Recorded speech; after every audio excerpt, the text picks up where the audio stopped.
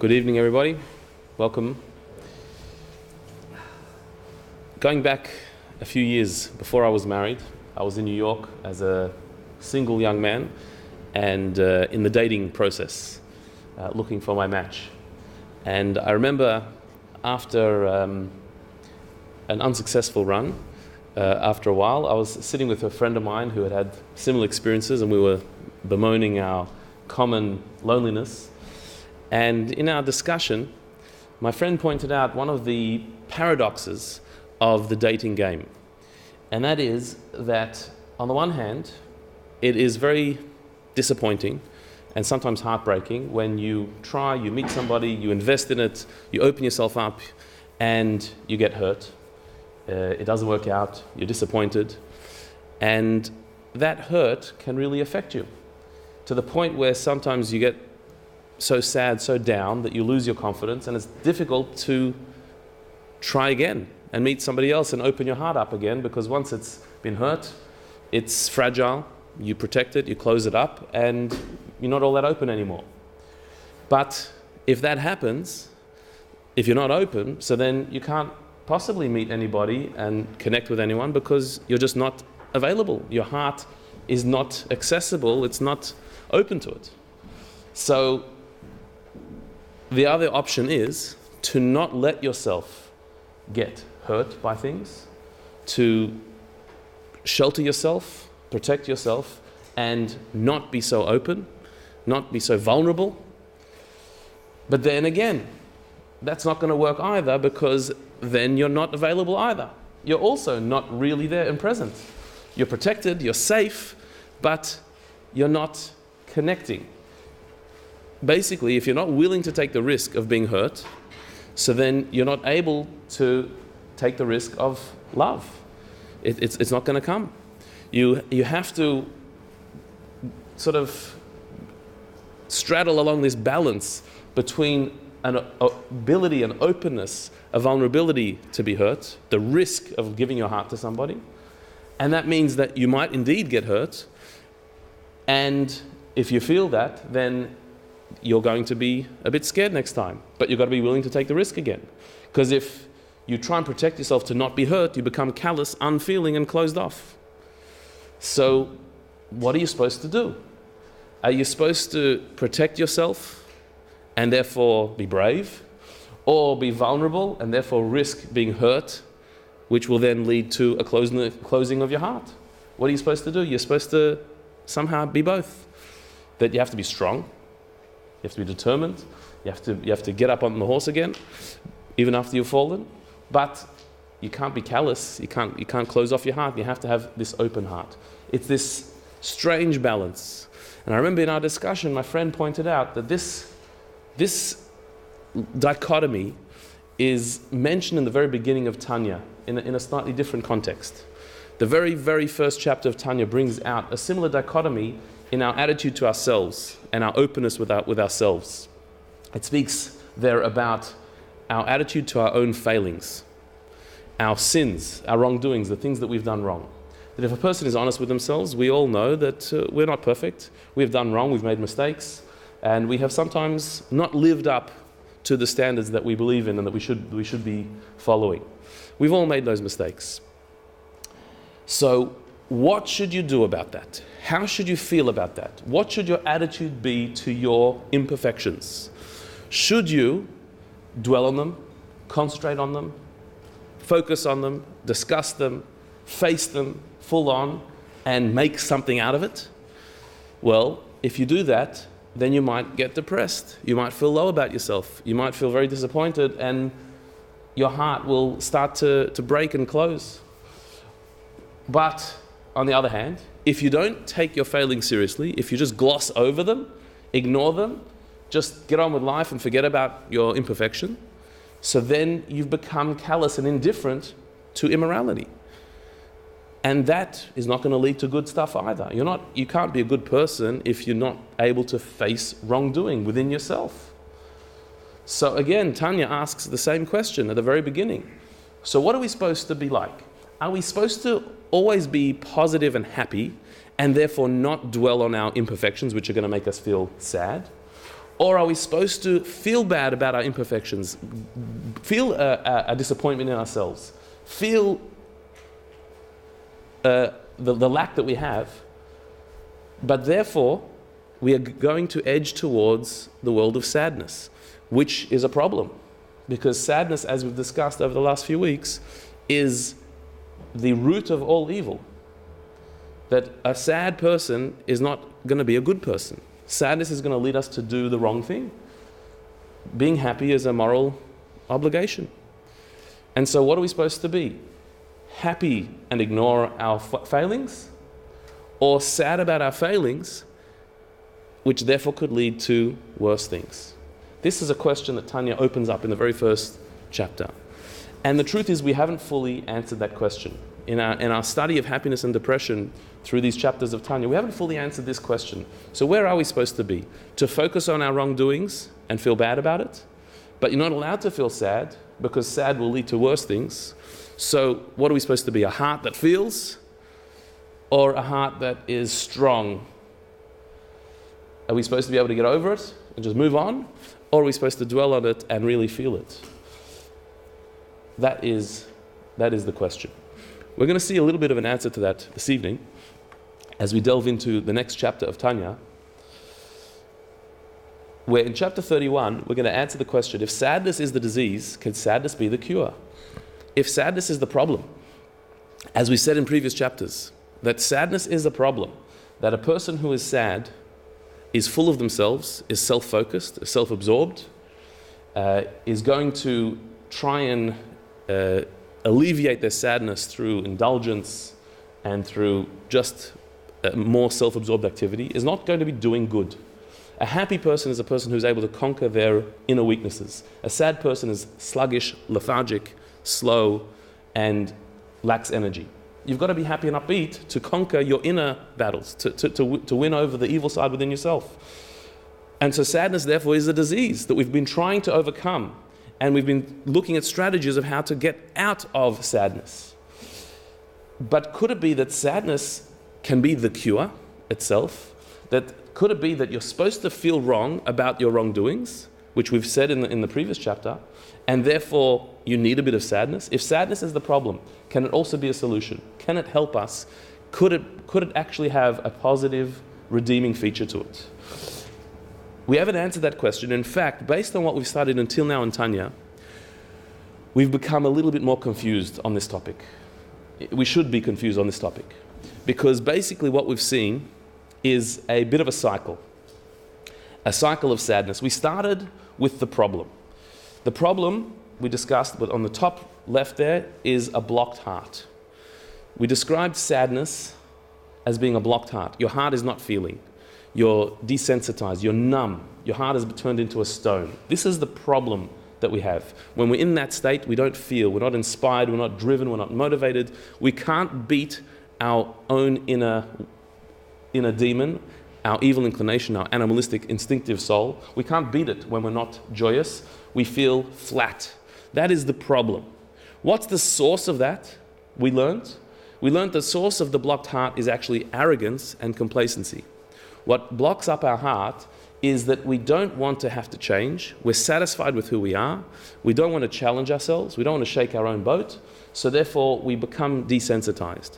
Like the person who doesn't want to be hurt anymore, doesn't want to have to face the pain of losing a relationship. So therefore, they clam up. They close themselves up.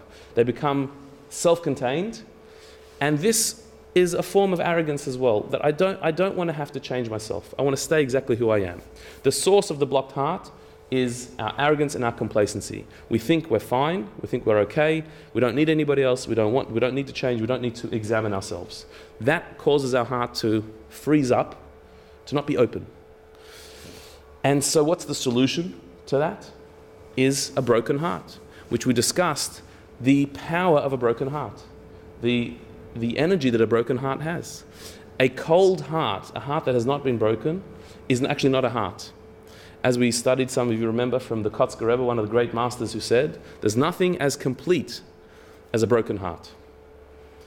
The heart is only complete when it's broken, because the heart is there to feel. And if you're not feeling, if you've got a complete heart, it's self-contained, it's quarantined from the world, so then that's not a heart. It's not functioning as a heart. A heart that is broken, that is feeling, that is energized, even if it's sadness, but not sadness in the sense of coldness, sadness in the sense of feeling, disappointment. That's a living heart. And so we have to break our heart. How do we break our heart? Tanya teaches us by examining ourselves very realistically and looking at our failings and seeing that we're not so perfect. When we have this condescending attitude, we look at other people saying that they've got problems, they've got issues, they're not living up to where they should be. That judgment is coming from a place where we're not really appreciating who they are in their position. We're judging them for who we are. If we were in somebody else's position, we would probably do worse than them in whatever mistake they've done. Because all we know is our own failings. We don't know somebody else's failings. All we know is our own situation. We don't know somebody else's situation. And so therefore, by looking down at another person, that is coming from arrogance. A person who wants to break their blocked heart has to be humble, has to look at themselves as a person who is not perfect. I know my own inner struggles, and I know that I've failed in many of them. Somebody else's inner struggles, I don't know, but mine I do know. And also Tanya taught us we have to actually get angry at ourselves, to get upset, disappointed, to tell ourselves off, to put ourselves in line sometimes and say, who do you think you are? Look at the things you've done. How long are you going to live a life that is so confused, so off the page, so not directed, so not purposeful, so self-absorbed? How long are you going to do this? To shout at yourself, be angry at yourself, and that breaks your complacency. It shatters that sense of everything's fine, and that brokenheartedness allows you to feel again. And sometimes we need that, says Tanya. We need to do that and be harsh with ourselves. And what's the result of this? The result of that is a certain sadness, a sadness that we're sad about our situation, and that will allow us to feel again. Albeit a negative feeling, we're feeling sad, but if you're feeling, that's already good. But is that not then going to lead back to a blocked heart? After all that, isn't that sadness, that negative feeling, going to make us feel that we need to protect ourselves again, and our heart switches off? Isn't that what happens when we feel sad? That no one wants to feel sadness. And so doesn't the sadness itself then make us want to avoid sadness, to get away from it? Like I said at the beginning, that after a string of unsuccessful romances, so you don't want to meet anybody. You don't want to connect with anybody. You go into your little cocoon and protect your heart. You close it off because the last thing you need is to be hurt again. And so here as well, if we beat ourselves up in such a way, as has been described in Tanya, when we actually face our negativity, our weaknesses, our flaws, that is indeed going to soften our heart, it's going to break our heart, but that brokenness, is that not going to lead to another blocked heart? Aren't we going to just withdraw yet again, and we're back in the cycle? How is this graduating? How's it moving forward? How are we going to get out of this in a positive way? This is what chapter 31 needs to address. Why it has been worthwhile in facing our negativity, getting angry and upset at ourselves, and why this will not lead to further blockages of the heart, the frozenness of the heart. Let's go straight into chapter 31. Says Rabbi Shneur Zalman, even if dwelling on such matters, as we've been discussing, for an extended period, in order to acquire a humble spirit and a contrite heart, will cause you to lapse into a profound feeling of dejection, don't worry. That's fine. The things he's talking about, dwelling on the matters that we've discussed in the previous chapters, in chapter 29 and 30, if dwelling on your imperfections, your failings, if dwelling on the humility you should have in looking up to other people because you know your inner weaknesses, if dwelling on that leads you to a real feeling of dejection, you're feeling really down about it, this is okay. This type of sadness is all right. Why? Because although sadness stems from the realm of Kalippa, which is evil, and not from that of holiness, since the divine presence, the Shekhinah, abides only in joy, and so as we've discussed until now, sadness is the bad side of the world, is the negative dark side of the world, called klippa, that which covers over the holy reality. Klippa means a husk, a shell, that which covers over the inner fruit. So sadness, we've discussed till now as being the most unkosher thing, because sadness is that which covers over holiness. God rests in holiness and joy only, not in sadness. The divine presence, the Shekhinah, the divine light can only rest in a place of joy. And so being in a state of sadness is not just bad for you, it is bad for the universe. It's a negative energy that dispels the divine light from the world. It says that a prophet who received messages from on high could not receive prophecy if they were down.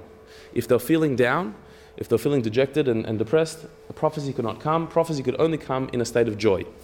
Therefore, the prophets, in order to draw down the divine messages, would put themselves in a state of joy. Sometimes they would listen to music that would lift them up, or they would meditate on joyous things to lift their spirits, because the divine prophecy cannot come when you're down. God cannot rest in a place of misery, of sadness, only in a place of joy.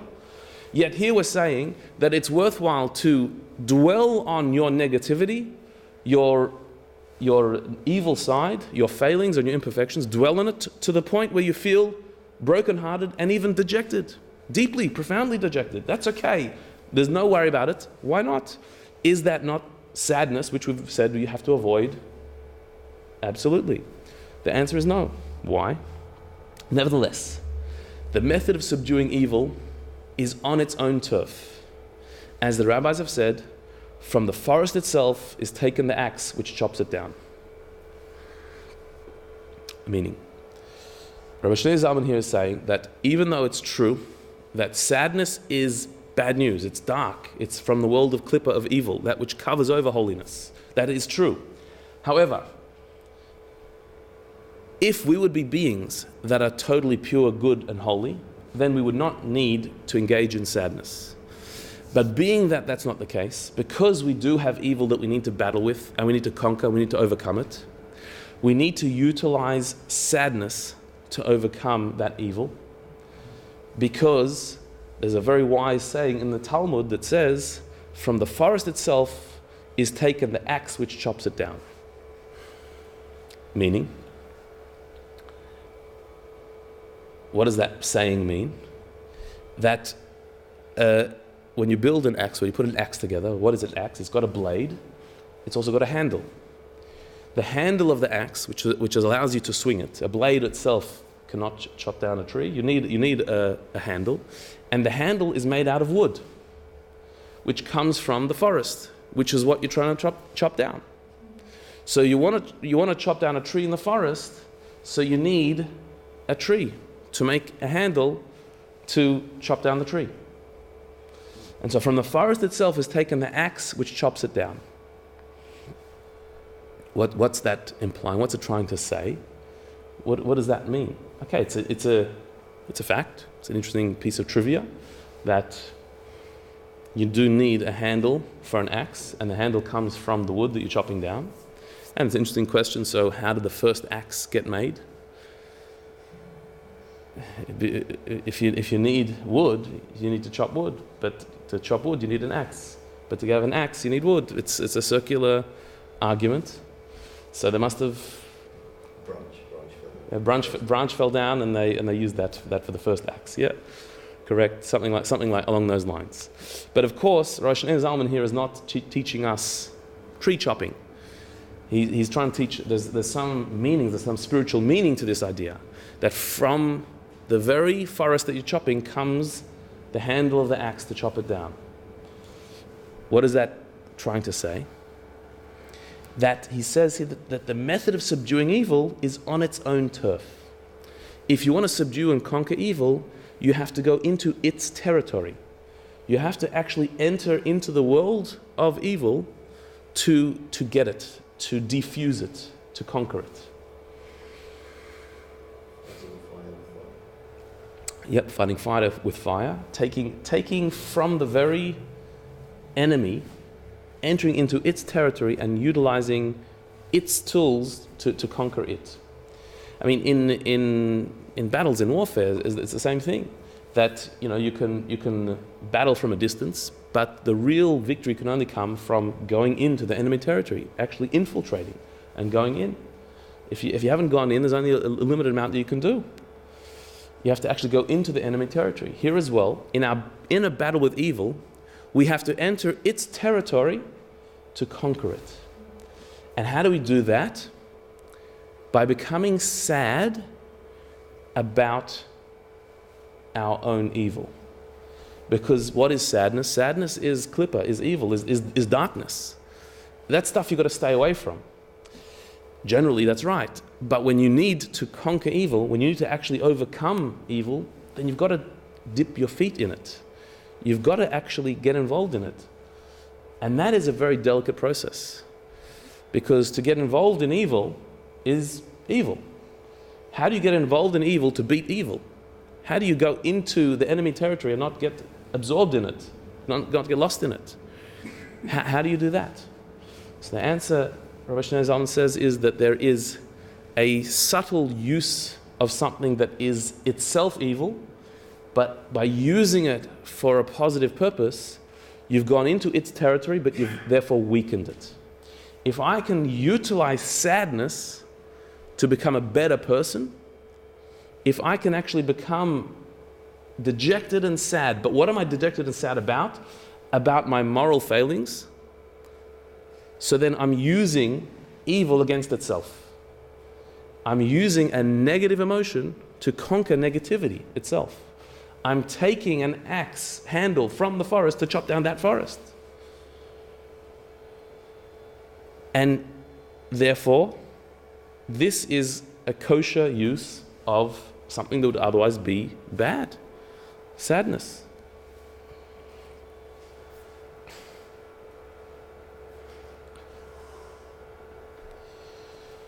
So, this is quite a dramatic suggestion that Rabbi Zalman is making here. He's saying that utilizing sadness is dangerous stuff because you are going in the area of klippa, of evil. But you've got to do that. You can't just fight that evil with joy. That won't be enough. You have to actually get into sadness to overcome evil. It's a little bit, I guess, a metaphor you could use for this is in psychoanalysis, in a person going into their own psychological issues and problems, that one approach could be to distract. That you've got issues and problems and things that you're trying to overcome. Instead of battling that head on, just put your attention in other things. Give your time and effort for positive, for good, for building, for the future. Don't go into the negativity. Just try and wash yourself out through doing positive, doing good. And that sometimes will be sufficient, and we can get over a lot of stuff just by moving on and being positive. But there are some things that need actually to be faced. That it's not enough to just change the subject. It's not enough to just move on from. There are certain things that we have to face, we have to go into, we have to analyze, we have to relive, and through that we can get out of it. But only by actually bringing it up. By experiencing the pain sometimes can we get over the pain, not by ignoring it. And so here, sometimes to chop down that forest, you need a handle for the axe from the forest. You need a wooden handle. You need to take some of it, you need to go into it, into that pain, in order to conquer it. Here as well, to really conquer our evil, we have to go into something that would otherwise be called evil, and that's sadness. Let's go deeper and see how this works. In truth, however, says Rabbi Zalman, a contrite heart and an uneasiness of the soul, because of its distance from the light of the divine countenance, and it's being clothed in evil, are not called atzvut in Hebrew, dejection, in the holy tongue. For atzvut implies that the heart is dull like a stone and is devoid of vitality. Meaning, the type of sadness we're talking about here, to be contrite of heart, to have an uneasiness, a discomfort in your soul because of your distance from the divine, because of your evil, because of the wrong that you've done. If that's the type of sadness we're talking about, we're not talking about sadness because you'd rather be taller than you were, or sadness because you haven't made enough money. That we're not talking about here. We're talking about sadness because of your moral failing, because you feel a distance from the divine. If that's the type of sadness you're talking about, then the word sadness in Hebrew, atzvut, dejection, is actually a misnomer. It's not the correct label for that. We're talking about a different emotion. Because atzvut, which is really sadness, that real sadness is defined as non-feeling. As when the heart is stone, devoid of vitality, no life. That's the real definition of sadness. As we've touched upon earlier in Tanya, that we have to actually redefine our understanding of sadness into two different categories. There's a sadness that is absolutely bad, and there's a sadness that's risky, but has a positive side to it. The sadness that is bad is this stone-heartedness, when we're dull, when we're numb, when we have no feeling. That type of sadness we have to avoid absolutely. There's never any good that comes out of that. There's no positive side of a lack of feeling, of a frozen heart. That we have to avoid completely. And that in Hebrew is called atzvut. That is bad news. But in the case of a broken heart, the contrary is surely true. There is liveliness in the heart, fermenting agitation and dissatisfaction. Except that this vitality stems from the attribute of the holy gevurot, which is negativity, whereas joy comes from the attribute of chasadim, which is positivity, for the heart is comprised of them both. Meaning, Rabbi Shneur Zalman here is using Kabbalistic terms to understand the various emotions that are in the heart. There's a positive emotion in the heart and a negative emotion in the heart. The positive emotion we call joy. The negative emotion we sometimes understand as being sadness, but that's actually not accurate. The negative emotion in the heart is not sadness because it's a feeling, and sadness is really non-feeling. Sadness is frozenness, is numbness, and that's bad. There is a negative feeling in the heart, negative meaning it's a withdrawal of the heart, where the heart is shriveled, but it's feeling. It's a reaction, it's a response, it's alive. Dissatisfaction is a negative feeling. I'm dissatisfied, that's a negative feeling. But it's not negative in the sense of being bad or wrong. Being dissatisfied can be very good. If there is a dissatisfactory situation, you should be dissatisfied. Because dissatisfaction means it's got to change. I've got to do something. It cannot stay this way. That is a very good feeling. Negative, I'm dissatisfied. But not negative and wrong, negative and good. There's a goodness in there because you want things to change. It's fermenting agitation. I'm agitated, I'm bothered. It can't stay this way. If that is placed correctly, that is a good thing. A negative emotion, but an emotion. You're feeling, you're alive, you're reacting, you're responding. That is good. Atzvut, sadness, is where there's no response. You just don't care. Nothing matters. You don't care what happens to you. You don't care what happens to the world. The people you should be loving, you don't feel any love towards. You have no ambition, no drive, no reason to get up in the morning. That's sadness. That's bad news. That is not a negative emotion. That's non-emotion. There's nothing there. And that has to be avoided. Here we're talking about two sides of your heart. The positive side that has joy, and there's a negative emotion in your heart, which is the feeling of dissatisfaction, of agitation, of disappointment. That's a feeling, and that's necessary sometimes. We've got to get into that sometimes. We want to be more into the world of joy than in the world of agitation and dissatisfaction. But sometimes this is a necessary pill we have to take to improve. So brokenheartedness, if you have a broken heart, that's already some good news because you're feeling something. If you're not brokenhearted, if nothing bothers you, if nothing touches you, if nothing hurts you, that's bad news. That means you're not alive. There's no pulse there. The ability to be sad in this sense, sad meaning I'm not happy with the way things are, I'm agitated and bothered by it, that's already good, that's a feeling. And that we need to utilize carefully, but we need it sometimes. It is negative, but it's the negative that has a good purpose. You're going into the world of negativity to conquer negativity. You want to overcome your evil, so you have to sometimes be dissatisfied with your evil. That dissatisfaction is taking the wood from the very forest that you want to chop down. A negative emotion to overcome negativity.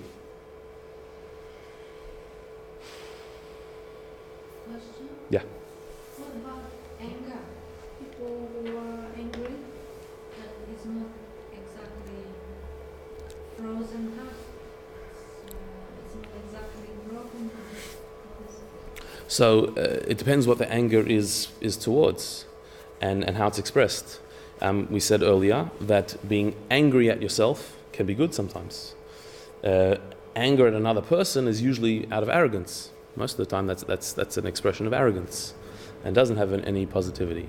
But to be angry, again, the English terms are different sometimes to the Hebrew terms that Rabbi Shneur Zalman's using. Anger we understand as a certain almost violence, or like roughness, or attacking type of thing. Whereas there is a rage, an emotional rage, that can actually be good when it's directed correctly, when it's controlled. It's not controlling you, and when it's directed towards evil. We should be angry about evil. That's good to be angry about evil, but not in a way that anger controls you. Is that zeal that you're talking about? Could be zeal. Yeah, could be expressed that way. That can be a positive thing. So that is, again, taking something which innately is negative. Anger, like sadness, is innately not a good thing. But sometimes to conquer evil, you have to be angry. If somebody's totally placid, even-tempered, and everything's fine, so then evil will come and knock them over. You have to actually stand up to evil and fight it, including your own evil. If you're not bothered by it, if you don't get upset about it to the point of being angry about it, so then you're not a foe. You're not contending with it. So you need to utilize the evil to conquer evil sometimes. He explains it a bit further. Thus, it is sometimes necessary to awaken the attribute of holy negativity. Gvurot kadoshot is the Hebrew term. Holy negativity, in order to ameliorate the negativity arising from the animal soul and evil nature. Sometimes we've got to utilize this negative force to conquer our own negative force. For negativity can only be sweetened at its source. You can only turn around negativity if you go into it, if you go to its source, if you actually enter into its world, its territory, its turf, which means going into that sadness, that negative, dark world, but doing that for a positive purpose. So I'm utilizing the negative emotion, but I'm utilizing it to conquer my own evil. So he says sometimes this is necessary. This is not something we should be preoccupied with most of the time. This is something like we said earlier in Tanya. You need certain times of the day or the week where you set aside a time to feel this. He also suggests that maybe you can do this when you're feeling sad anyway. The nature of the human being is we go through ups and downs, and sometimes we're just in a sad, bad mood.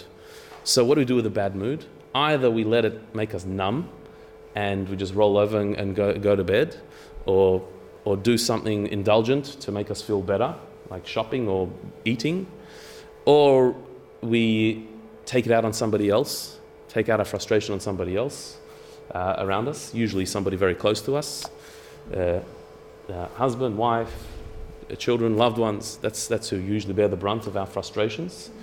None of that is a very good way of dealing with the sadness. So you're in a bad mood. Okay, everyone gets in bad moods. Here's a way to utilize your bad mood. Shift that bad mood from whatever its cause is, or it's for no reason. Take that and say, okay, I'm going to use my bad mood now to be upset about my own moral failings. Now's a great time to actually go through some of my negativity and be upset about that. Not to beat myself up about it, but to say, this has got to change. I'm dissatisfied with it. Using holy negativity. Not negativity that says, I'm a nobody, I'm useless, and therefore I have nothing to offer. But a disappointment. I know I can do better, and how can I have fallen so low? I must do something about this. It's time to improve. And so utilize that moment to actually be bothered to move along, to grow. For negativity can only be sweetened at its source. You can only change negativity if you get into it. By just emphasizing joy and ignoring the negative, you will strengthen yourself, but you will not sweeten your negativity. Your evil side won't be turned around. It will be ignored, it will be weakened somewhat, but it will not be turned around. To turn around negativity, you have to get into it. You have to utilize a negative emotion, such as sadness. To understand this a little bit, just to use an illustration from a different discipline. Let's do some maths. 2 times 2 equals? Great, 4. Minus 2 times 2 equals? Minus 4. Minus 2 times minus 2 equals? Plus 4. So hang on a minute. That makes no sense. 2 times, we did well, very good. 2 times 2, I thought this was going to take much longer. 2 times 2 equals 4. Okay, we got that one. Minus 2 times 2 equals? Minus 4. Why would minus 2 times 2 equal minus 4? Let's go back a step. Times 2, what does times 2 mean? Explain. In other words, times 2 means? Doing it twice. So there's more, right? Yes. You got twice, you got more, right? So 2, you've got 2, but times 2, you got even more, you got 4, right? So minus 2, I've got minus 2, I want to now do times 2, so what do I have? But that's less, I've got minus 5, we've got less, not more. So how did that happen? I thought times 2 means getting more of something. No, you're doing it twice. You're doing it twice. So what are you doing twice? Depends. If you've got 2 and you're doing times 2, so then you've got more, you've got 4. But if you've started with minus 2, if that's the direction you're going, so doubling that is going to be even more negative. So then what's minus 2 times minus 2? That's 4? I've got 2 negatives now. And now it's going to positive? How did that happen?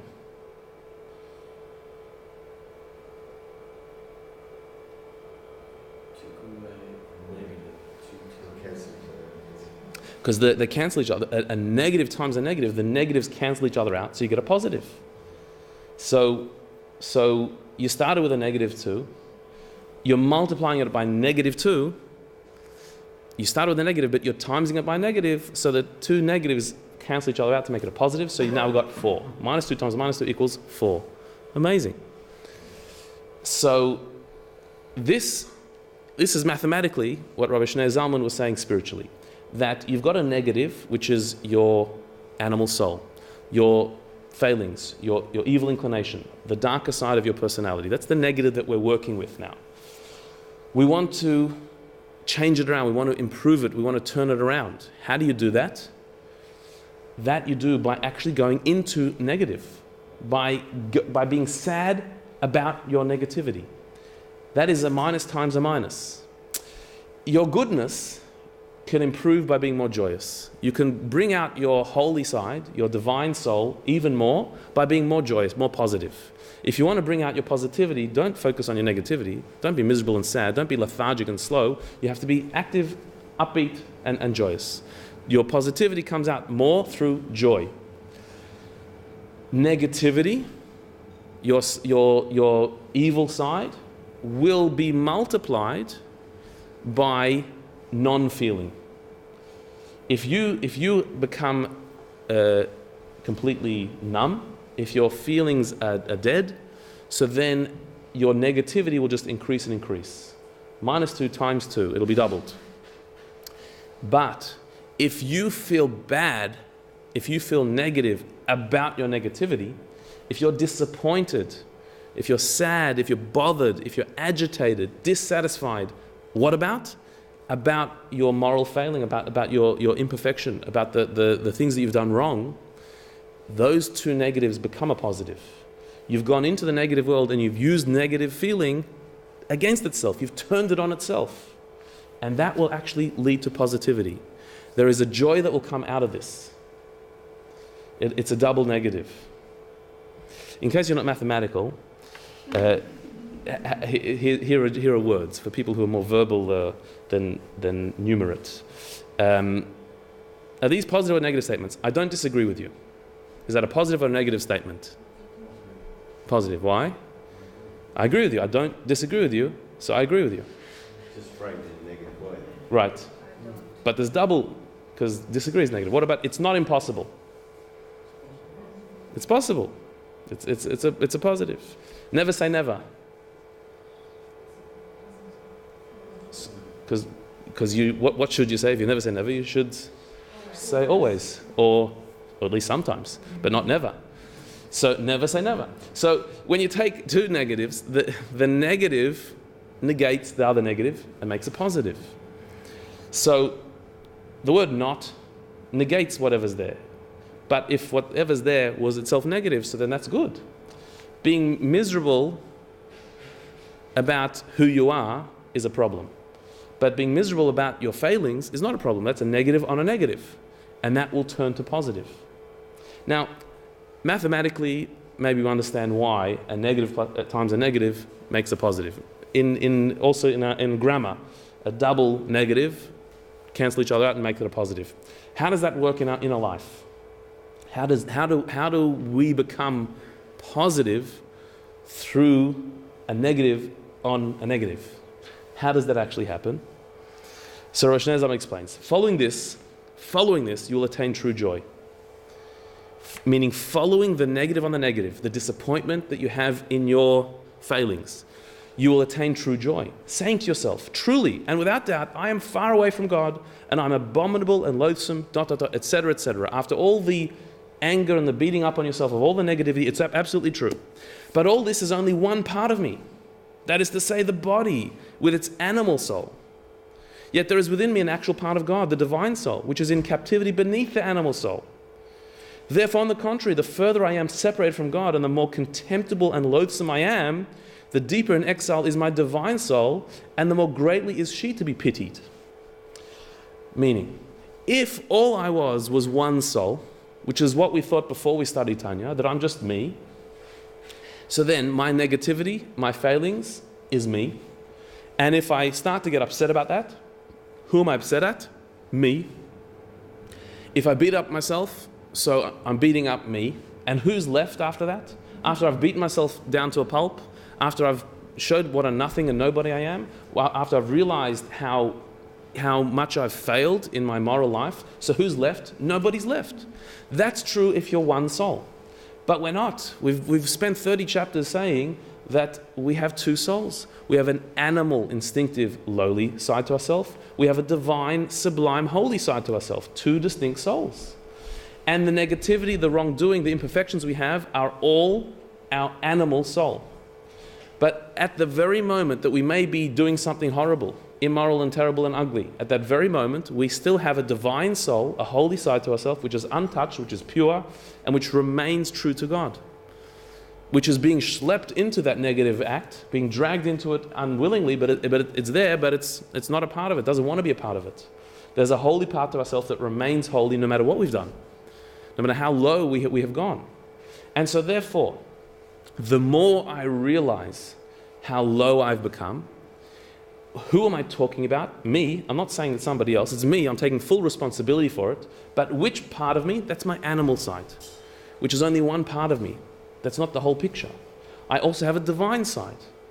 And that divine side not only is not involved in that, but remains pure and holy and is very stuck in the ugliness that I've caused. And that side of me needs to be pitied. I have to feel sorry for that part of me that has been dragged into that lowliness that I've been involved in.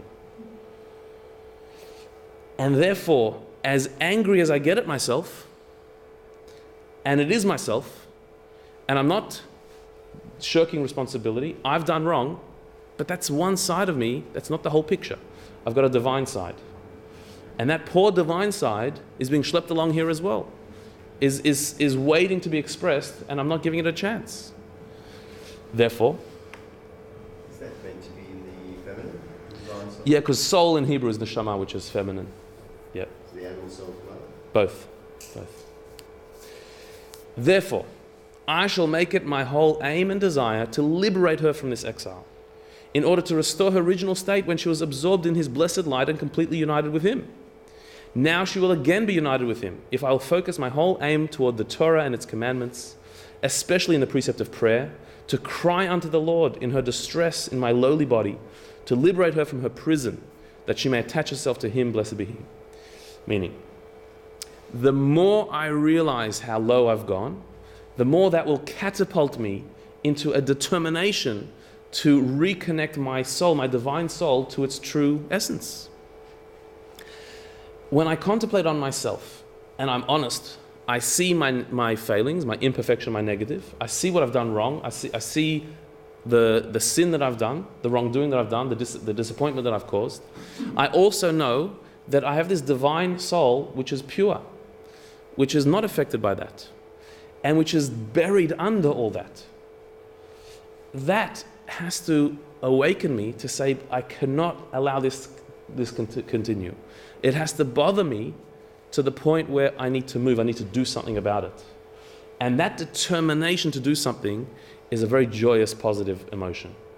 The determination to change, to lift myself up, to go higher, that is a very powerful and deep emotion, and that is joy. That's what joy is, a sense of momentum. I'm going to do something. I don't deserve this. My soul doesn't deserve what I've done. It deserves better.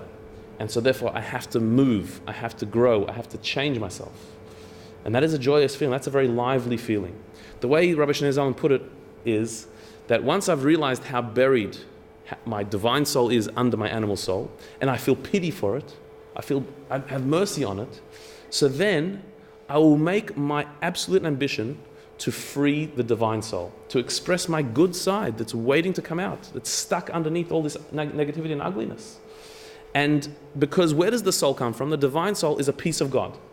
Before it was inserted in my body, where was my divine soul? It was basking in the divine light in heaven. It was a part of God. Now it was dragged down into this physical world, into a physical body, in order to face these challenges that I'm going through. And it's become buried. It's become lost. It's covered under layers of this negativity, which is my animal soul, my selfish side. And so I've gone bumbling through life, following my instincts, just doing whatever I felt, including that which is immoral and hurtful and wrong, and covering over my divine purpose, my divine goodness. And so when I realize that, the more I realize that, the sharper that image becomes, the more determined I'll be to do something about it, to grow and to get out of it. And that is a very joyous, uplifting feeling. So ironically, what Rabbi Zalman is saying here is, if you would ignore the negativity you've done, then the bounce back of the soul won't be there. The joy of the soul won't come. It's by recognizing just how low you've gone, that is what catapults your soul upwards and gives you life, gives you a vitality, an energy. So don't seal yourself off from your negativity and pretend it's not there. Face it. Be upset about it. Be bothered by it. Knowing that who am you getting angry at? Who are you upset at? Yourself, but only one part of yourself. You've got dual citizenship. You've got two passports. You've got a connection to your animal soul, and that's totally you. But you've got another side. You've got another citizenship, which is your divine self, which is totally pure and holy. And so don't worry that getting upset and angry at one side of you will mean you lose your entire self. No, your real self, your higher self will come out. And that is a joyous feeling. That is a sense of liberation. That is a sense of an uplifting sense.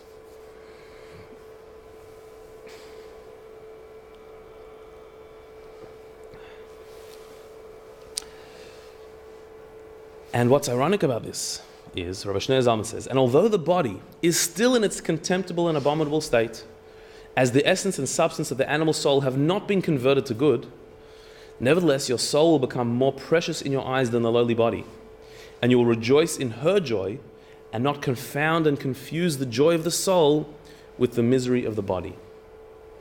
This is a very deep idea, that nothing has actually changed. All you've done is recognized what you've done wrong, got upset and annoyed about it. You're really indignant about all this negativity that you've done. You're determined to be better, to release your divine soul, which you feel so sorry for, this beautiful piece of innocence that has been plunged in the ugliness that your animal soul has dragged it into. You feel terrible about it. You're determined to connect. And as he said, how do you connect? Through commitment to Torah, to the commandments, to doing the divine will in your body, in this world. That will connect your divine soul back to its source. You're determined to do this, but you haven't done anything yet. You haven't changed.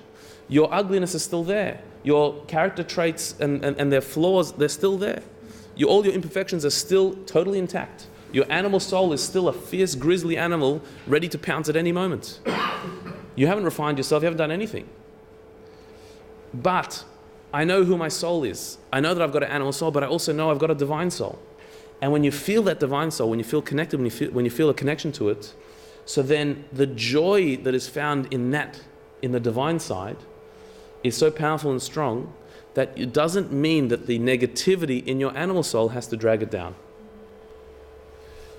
I can decide which passport that I'm taking out at this moment. And at the moment, I'm identifying with my divine soul. The fact that my body and my animal soul are still lowly, okay, that's fine, they're still there. But right now, I'm going to identify with my divine soul. I'm going to go with that. And that is a source of joy, of connection. Even though nothing has yet changed, I'm still the same old person as I was before, but I'm on a different direction. I'm on a different mission now. I'm not spiraling downwards into this darkness, but I'm shooting upwards into it with a connection with God, with a determination to do good, to lift my soul. And that moment is a liberating moment, when you recognize how low you've gone and you see how high you want to go. That is joy, that is real joy, that only came from the negativity, from going into the sadness, through being disappointed, through feeling agitated and dissatisfied with yourself. Only through that can you then catapult upwards into this sense of joy that now I know what I'm supposed to be doing. I have a moment of clarity. And even though I haven't done anything yet, but that clarity itself is a very uplifting and joyous feeling. Just for fun, I want to tell you Dee's story. And Dee's story will somewhat illustrate the point that we're making. Dee tells her story. She says, 3 years ago, I was a desperate woman. I was desperate to quit smoking, and I was desperate to smoke. I was sick to death of smoking, and I loved to smoke. I hated how I smelled, and I loved the smell of my smokes. I hated the burn holes, fears, sickness, and I loved the rituals. I hated being told I should quit, and I knew I should quit. Most of all, I was sick and tired of being sick and tired, and I hated feeling stupid. So she describes, so this is where she was 3 years ago. So everything she says here is contradictory. Like, desperate to quit smoking and desperate to smoke. So what are you? Sick of smoking, love to smoke. Hated the smell, loved the smell. Hated all the things that surrounded the smoking and loved everything that surrounded the smoking. So, I hate it when somebody tells me to quit and I know that I need to. So who are you? Where are you? What are you? What do you think, Miss D? What's your opinion? Where are you? You it's good or it's not good? What's she describing here? Something that we can all relate to. The dichotomy of where we have two sides to ourselves, where we know something is wrong and we love it. We're connected to it. Our lower side is connected to it. Our higher side knows better. I'm only utilizing smoking as an example. I don't see smoking as being the greatest evil in the world, as some do. There are much worse evils in the world. It's one bad thing, not the worst. There are worse things in the world. And there are more important things that I wish we would educate our children to quit, even more than smoking. But anyway, that's for another time. I'm just utilizing this as an illustration, that she knows that it's wrong and she loves it. She hates it and she loves it. She doesn't want to be told not to, and she knows it already. This is the struggle that she's going through. It's almost, you can hear these two sides coming out of her, as if she's got these two passports, and depending on which one she's connected to at any particular moment, is how she's going to express herself. So, just like Dee, we can recognize our lowliness and at the very same time express our desire to transcend it. We know that we're lowly, we're still stuck in that lowliness, we haven't conquered it, and yet we want to be above it. We're disappointed with the wrong that we've done, but we want to overcome that. We want to go higher. So she hasn't done anything yet. She's still smoking, wanting not to smoke, knowing it's wrong, and being determined to move from it. So Tanya advises us to actually get angry and upset at our animal self. That you can do that. When you've recognized the wrong that you're doing, I know that I shouldn't be doing this, so get upset at yourself, get angry at yourself, tell yourself off for doing it. Don't worry that telling yourself off is going to somehow shatter your self-esteem. Who are you telling off? You're telling off your animal self that's engaged and involved in this. By doing so, we identify with our divine self and set it free. By getting upset at ourselves, that very action is dividing our psyche. Is saying, who am I upset at? Myself. Hang on a minute. Who's upset? Me. At? Me. What's going on? To be upset at somebody else, I understand. They did something you don't like, you're upset. To be upset at yourself, who's upset? You at you? How can you be upset at you? Just don't do it if you're upset. Just don't do what upsets you. But as soon as I realized that, no, I can be upset at myself because there's the me that is higher than the me that I'm upset at. There's the me that knows better, and there's the me that falls. There's the me that is engaged in this negativity and chases after it, and there's the me that wishes I wouldn't be doing that. And so by me being upset at me, I've created two me's, which is good. As long as I say, I don't want to be hypocritical, and so therefore I'm going to justify everything I do as being right, because otherwise I shouldn't do it. If we don't want to be hypocritical, then we've got a problem. And that is we're going to stay exactly as we are forever. We're just going to be happy with what we are because we have created a moral system that just supports ourselves, that justifies what we're doing. And so if you don't want to be hypocritical, then that's your business. But that's not going to lead to a better person. A hypocrite is much better. I know it's wrong and I'm still doing it. Why am I a hypocrite? Because I've got two sides to me. There's the side to me that likes it, my animal, ugly side, and there's a side to me that knows better, my divine side. They're both coexisting, they're both there. And I'm upset at myself for that. Being upset at myself creates this two-ness, the two sides of you, and therefore that saves you, because you can then be honest about your failings, but know that that's not really me. I know that I'm better than that. And only by separating out that negative side, by being angry at it, do you then allow the divine side to come to the fore, to actually surface, and you start to identify with it. You feel the divine side, and that is a feeling of joy, of connectedness. Because like we said at the beginning, the divine presence can only rest in joy. The divine soul is joy, is happy. You just have to connect to it by removing the animal soul. But you haven't changed yet. You haven't done anything yet. All you've done is separated out your two sides. Like Dee, who's still smoking, but angry at herself for smoking. Hates it and loves it. Doesn't want you to tell her not to, and she knows that she shouldn't do it. And she's sick and tired of being sick and tired. But she's sick and tired.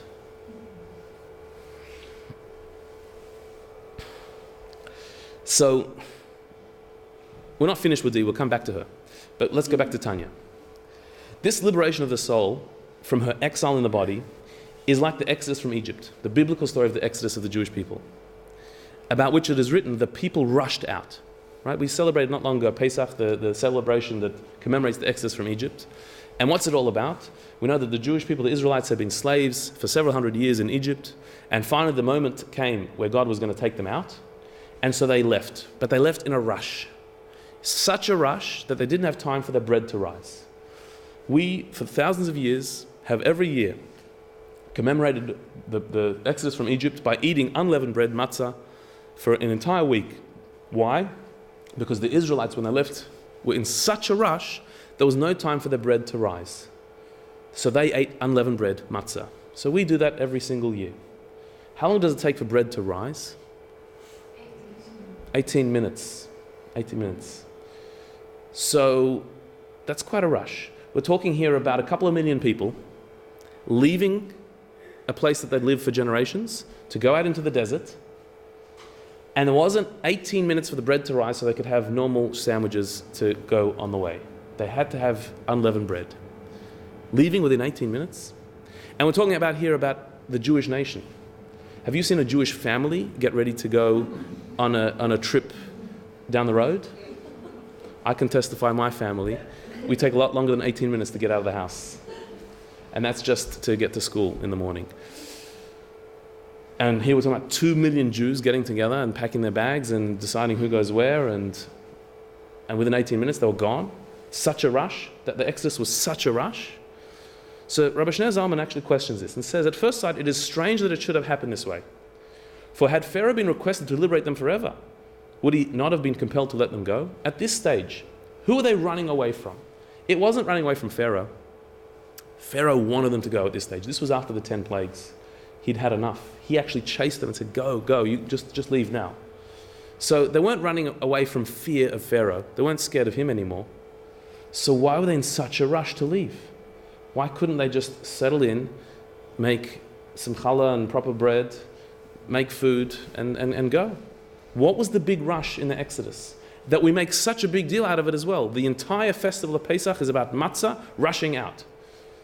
Why is that so important? Why was that necessary in the first place? Who were we running away from? So you know the answer. But because the evil in the souls of the Israelites was still in its full strength, and yet their deepest desire was to free their divine souls from the powers of evil and connect to God, for this they had to run to their freedom in an instant.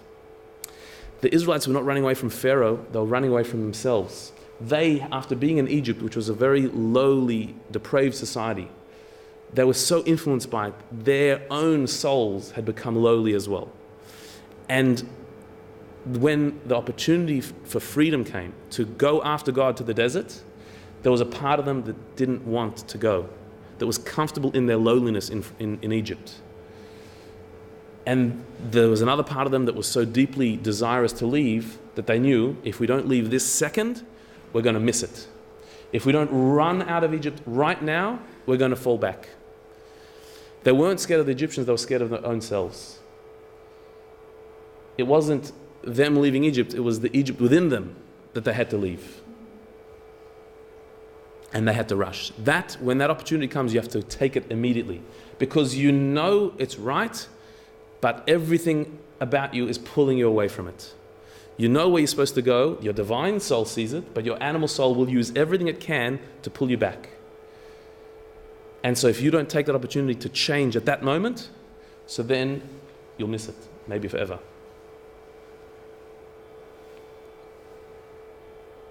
So this is Rabbi Shneur Zalman. This is what it means when you have that moment of realization where I know my negativity, I know how strong it is, I know how low I've become, but I know that that's only one part of me. I have a divine soul that wants to get out of this, that wants to escape it, wants to go higher. As soon as you feel that, as soon as you sense it, you have to act on it right now. You have to do something good right now. Do a mitzvah immediately. Express that divine desire in a holy act. Because if you don't straight away do something about it, you might miss it. You've got to move immediately. And that is a joyous feeling. That is an uplifting feeling. When you see that light for that moment, you have to run after it. Because otherwise, you're the one that's going to drag yourself back. Your negativity, your lowliness is going to pull you out of it and you're going to forget it completely. Just like the Israelites, if they wouldn't leave at that moment, they would have stayed there. Let's go back to Dee because she had a similar experience. It was March 18th, 2003 at 6 a.m., she says. I had a chest cold and horrible coughing that sounded like I needed an ambulance. There I was, sitting on the side of the bed with a cigarette dangling from my mouth, lighter in hand, trying to breathe shallow little breaths so I wouldn't cough my stupid head off while lighting my first cigarette of the day. And what happens next? Something snapped. I took a long, hard look at the cigarette and lighter and threw them across the room. The rage that I felt was fierce. After smoking for more than 30 years, I hated it. No longer could I pretend that I could quit smoking at any time if I really wanted to. The denial was over.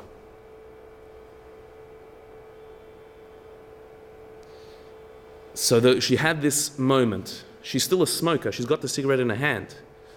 And she's hated smoking for a long time, but also loved it. But at this moment, she looks at herself and says, look at me.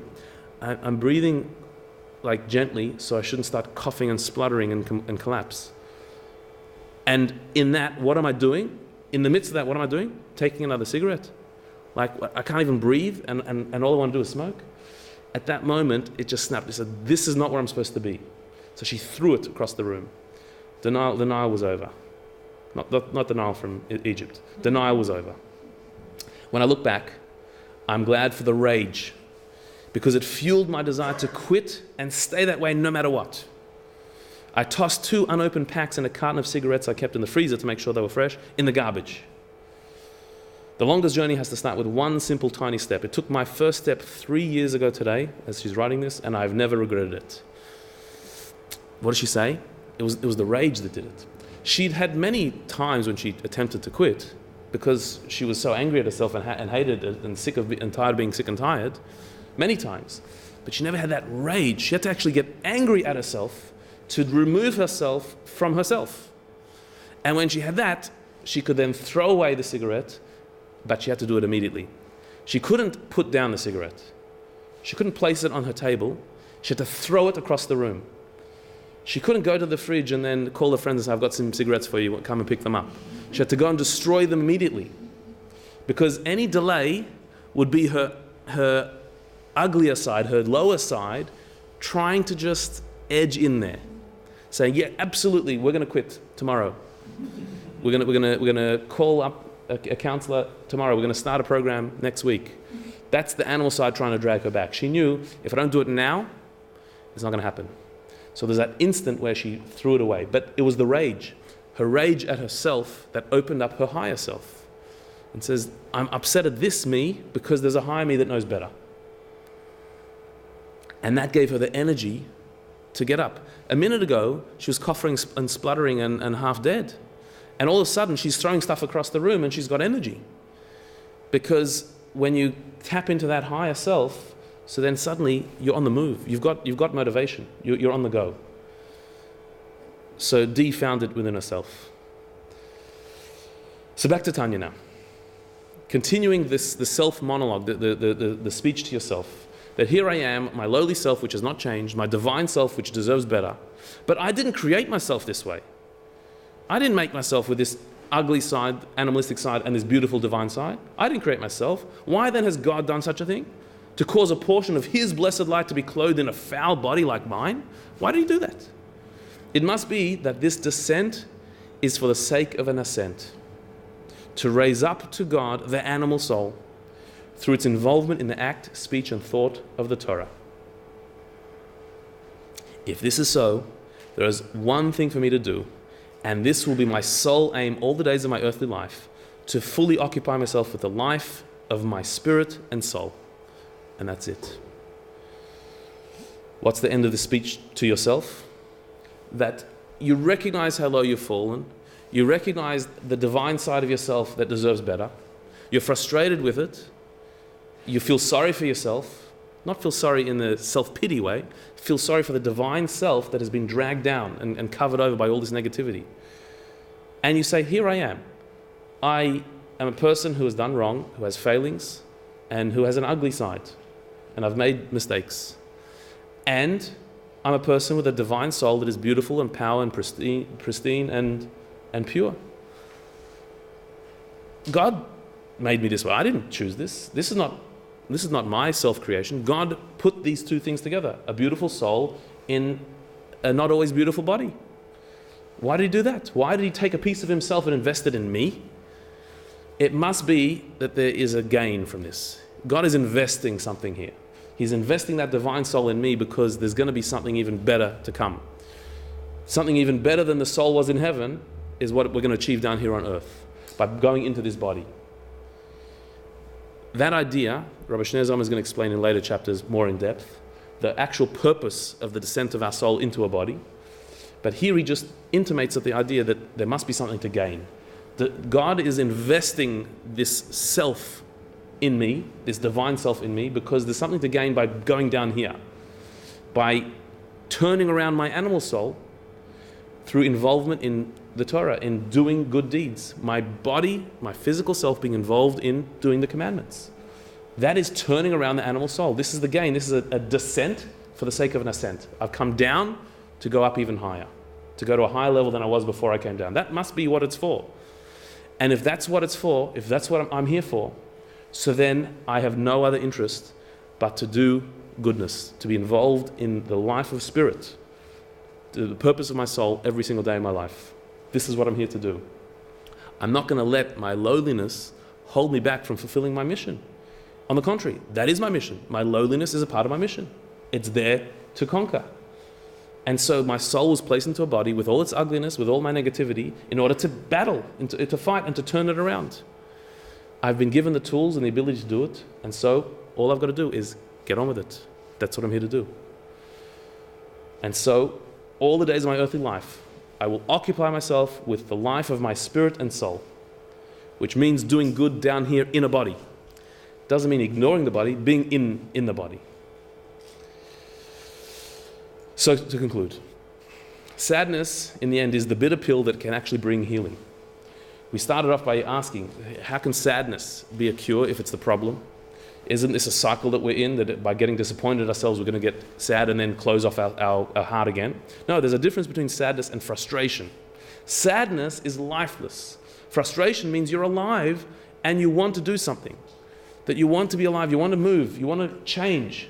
That's totally different from the sadness, which is the numbness that makes you just want to turn over and go back to bed. Sadness and anger can be directed to your lower self, your animal soul, which helps free your divine soul connect to its divine source. Because as soon as you're angry at your other self, you've got another self. You're angry. Who's angry? Your divine self. If you're disappointed, so who's disappointed? You. At what? You. So there's two yous.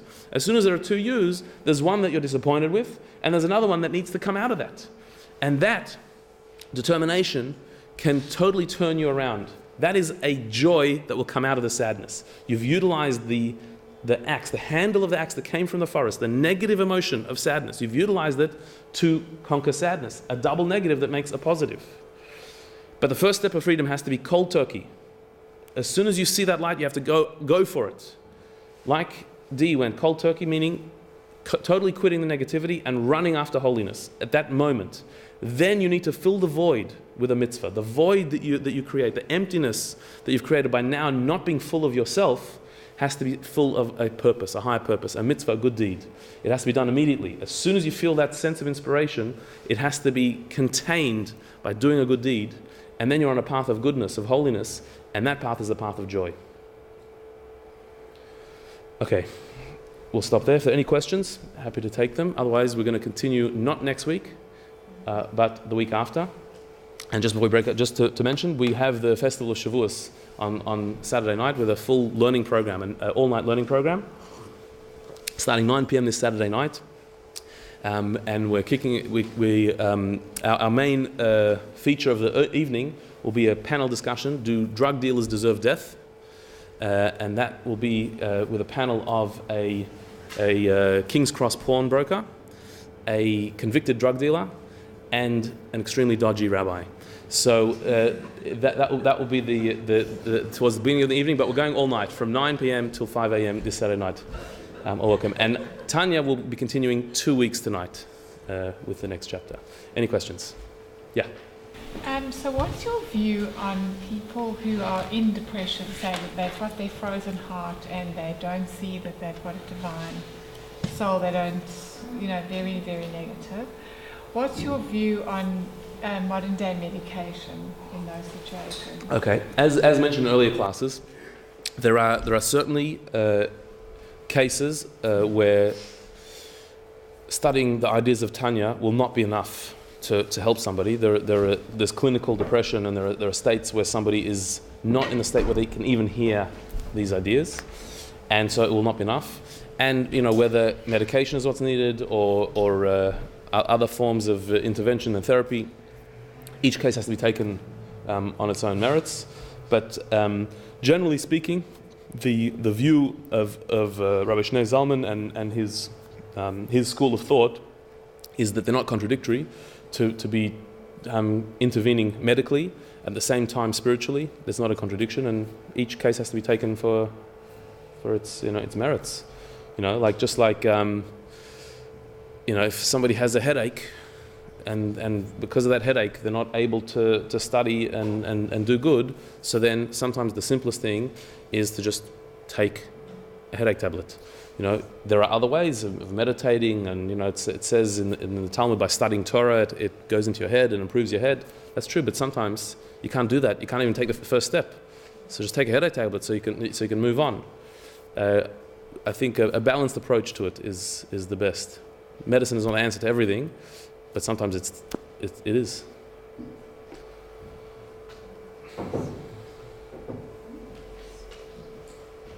Yeah. Okay.